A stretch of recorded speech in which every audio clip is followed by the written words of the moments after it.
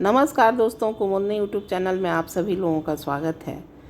कैसे हैं? आशा करती हूँ कि अच्छे और स्वस्थ होंगे। तो दोस्तों, आज छठ की ढेर सारी शुभकामनाएं आप सबों को। छठ का 4 दिवसीय पर्व आज से शुरू हो रहा है। तो आज नहाए खाए है, जिसको हम लोग कद्दू भात भी बोलते हैं।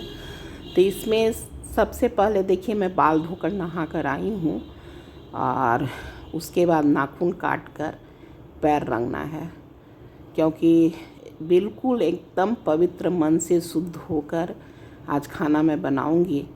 तो देखिए, मैं पैर रंग रही हूँ। नाखून पहले काटी हूँ, उसके बाद पैर रंग रही हूँ। हाथ और पाँव दोनों का नाखून काटना है।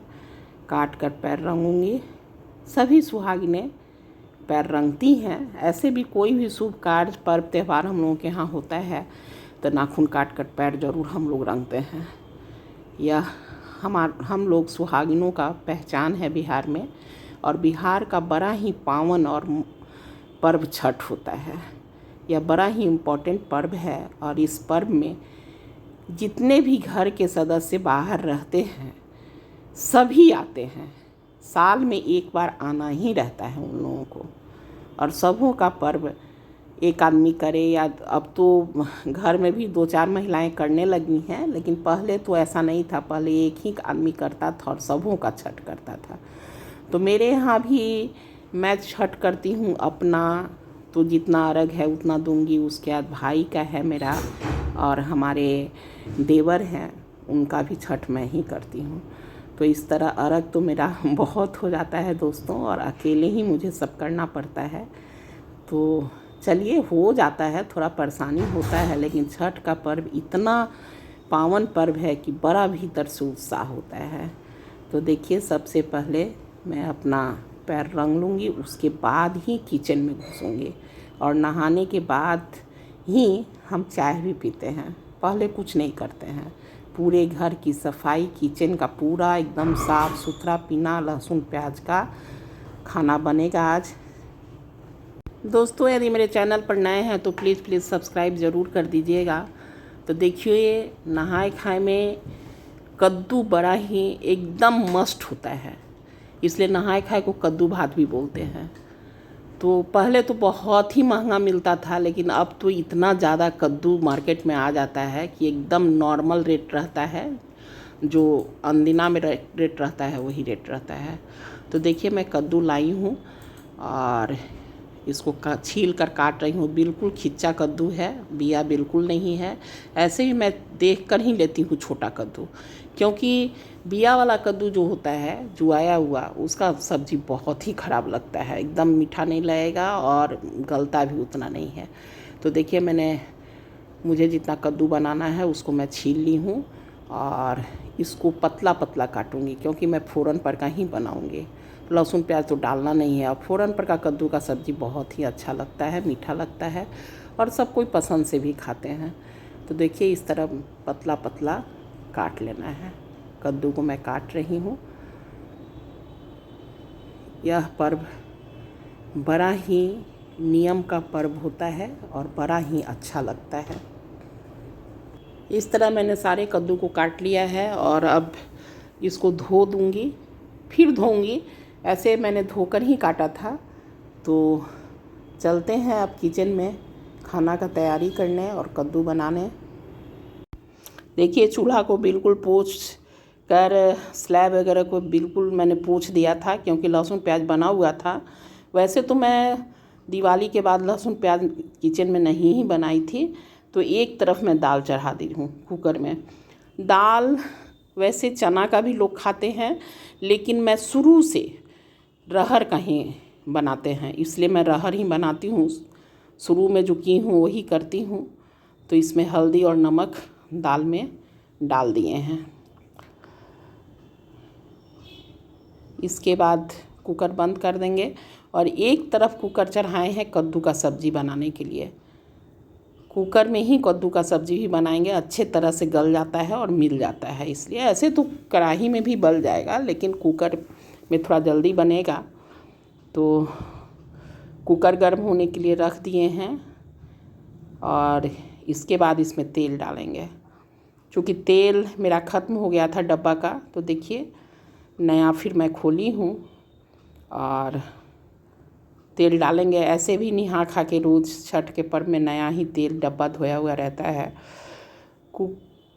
बहुत कम तेल में कद्दू का सब्ज़ी बन जाता है। यह बहुत ही हेल्दी सब्ज़ी होता है और फ़ोरन में विशेष कुछ नहीं डालूँगी, मेथी और मिर्चा का फ़ोरन डालूँगी। चूँकि कद्दू ठंडा होता है इसलिए इसमें मेथी ज़रूर डालना चाहिए, तो मैं मेथी ही डालती हूँ। देखिए फ़ोरन चटक गया है, उसके बाद मैं कद्दू इसमें डाल दूँगी। देखिए सब कद्दू को डाल देना है। थोड़ा ज़्यादा ही सब्ज़ी बनाते हैं क्योंकि घर में लोग आए हुए हैं, जिनका जिनका व्रत होता है सब कोई आते हैं और छठ का यह पहला प्रसाद है जिसको महाप्रसाद भी बोलते हैं, तो सब कोई को खाने पर बुलाते भी हैं। तो कद्दू डालने के बाद इसमें कुछ नहीं डालेंगे, हल्दी और नमक, बस बिल्कुल सादा एकदम शुद्ध सात्विक भोजन आज बनता है। इसके बाद अच्छी तरह से मिक्स कर देने के बाद उसमें पानी नहीं डालना है। ज़्यादा कद्दू है इसलिए अपने आप ही इसमें पानी छूट जाएगा, इतना छूटेगा कि बाद में जलाना पड़ेगा पानी को, क्योंकि सूखी हुई सब्ज़ी बनती है इसलिए पानी को जलाना पड़ता है, बहुत पानी छूट जाता है। अब इसके बाद 2-3 सीटी लगने के बाद कद्दू उतार दिए थे और इसके बाद देखिए कढ़ाई फिर गर्म होने के लिए रखे हैं, क्योंकि गोभी की सब्ज़ी मुझे बनानी है, फ्राई टाइप का ही बनाएंगे। तो थोड़ा तेल ज़्यादा डाले हैं, 3 चम्मच तेल डाले हैं और जीरा और मिर्चा का फ़ोरन डालना है। देखिए जीरा और मिर्चा का फ़ोरन डालेंगे। वैसे तो मैं बनाती नहीं थी, लेकिन सब कोई घर के आ जाते हैं तो इसलिए एक एक्स्ट्रा और बना देती हूँ। इधर दाल भी हो रहा है, तो जीरा देखिए मैंने डाल दिया है। यह भी बड़ा ही टेस्टी होता है।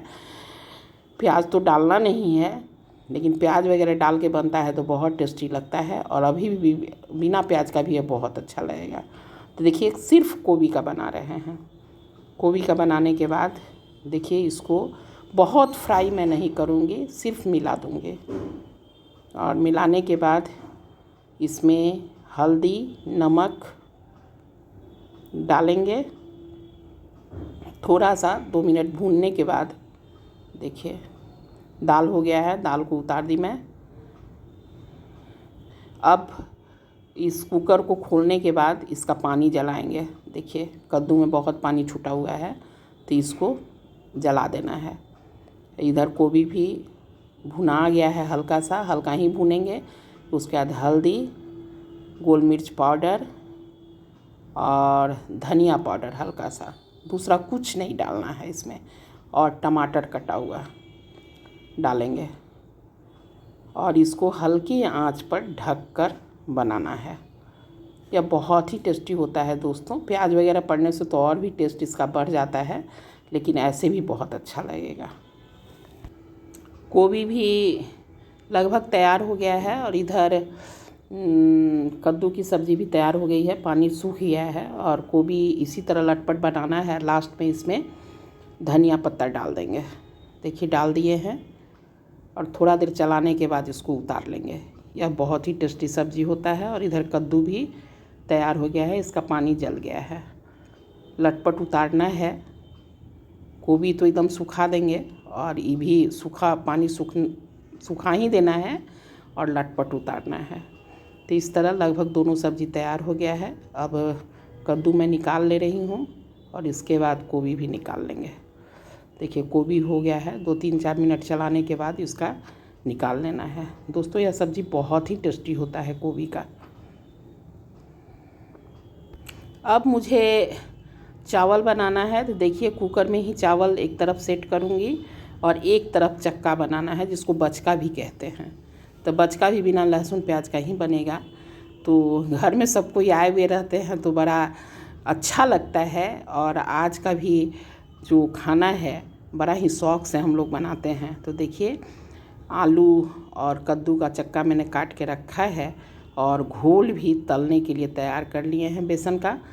और कढ़ाई में तेल गरम हो रहा है।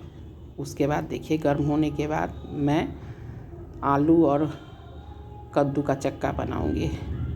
जब जब लोग खाने बैठेंगे गरम गरम बनाएंगे क्योंकि ऊपर गेहूँ भी धुल रहा है, धुआ कर सूख रहा है, तो उसको भी अगोड़ना पड़ेगा। तो इस तरह बारी बारी से लोग ही खाएंगे। तो देखिए चक्का भी बन रहा है। आज का खाना वास्तव में महाप्रसाद लगता है और बड़ा ही टेस्टी लगता है, क्योंकि बिल्कुल शुद्ध सात्विक खाना होता है और बिल्कुल अच्छे मन से, कोई गिला शिकवा नहीं रहता है। घर के सब लोग इकट्ठे रहते हैं और बड़ा ही खुशी से खाना बनता है। तो वास्तव में यह महाप्रसाद ही लगता है और बहुत ही टेस्टी लगता है दोस्तों। तो देखिए पलट पलट के मैं एकदम लाल हो जाएगा तब इसको निकालूंगी। यह चक्का भी बिना लहसुन प्याज का है और बहुत ही टेस्टी लगता है। वास्तव में दोस्तों आज का खाना बहुत ही टेस्टी होता है, बहुत ही अच्छा लगता है। यह प्रसाद सब कोई खाते हैं, अगल बगल भी हम लोग भेजते हैं, क्योंकि पहले दिन का यह प्रसाद होता है। देखिए इस तरह चक्का भी लगभग तैयार हो गया है।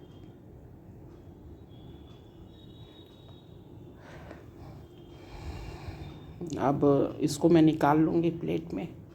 फिर जैसे जैसे लोग बैठेंगे वैसे वैसे, चक्का तो गर्म ही अच्छा लगता है, बच का छान कर रख दीजिए तो नहीं अच्छा लगता है सिराया हुआ।